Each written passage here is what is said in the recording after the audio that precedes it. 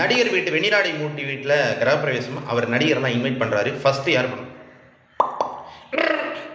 Mister Madan பாபுவா? சொல்லிங்க. அதாவது இந்த வீட்டில் திடீர்னு கிரகப்பிரவேசம் வச்சிருக்கோம்.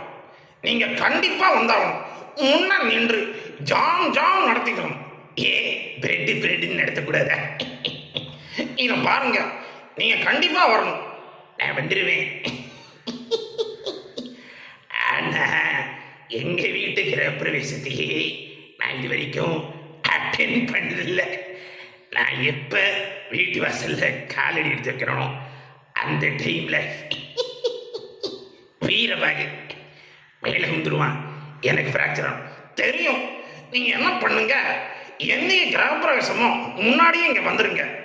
அப்பதான் வீரபாபு கரெக்டா உங்க மேல பொதுகடின்னு உதிக்காம இருப்பான்.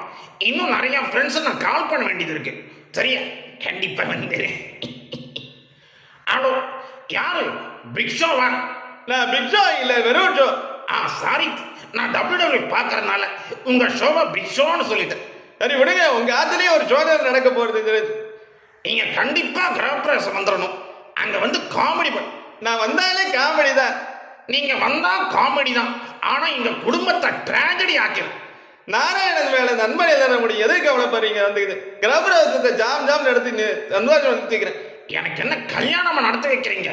அது என்னமோ தெரியல, எல்லாம் ஜாம் ஜாம். கண்டிப்பா டிஃபன் ஜாம் இருக்கு. கண்டிப்பா வந்துடுறேன். இந்த கல்யாணம் சுக்கினி இருக்க ஏன் பயமே? கிரகப்பிரவேசத்துல கூட்டமா கூட்டிட்டு வந்துடுறேன். அதெல்லாம் வேணாம், நீங்க மட்டும் வந்தா போதும். நீங்க உங்க சம்சாரம் உங்க 2 பசங்க வந்தா போதும். சரி விடுங்க, கவலைப்படாதீங்க.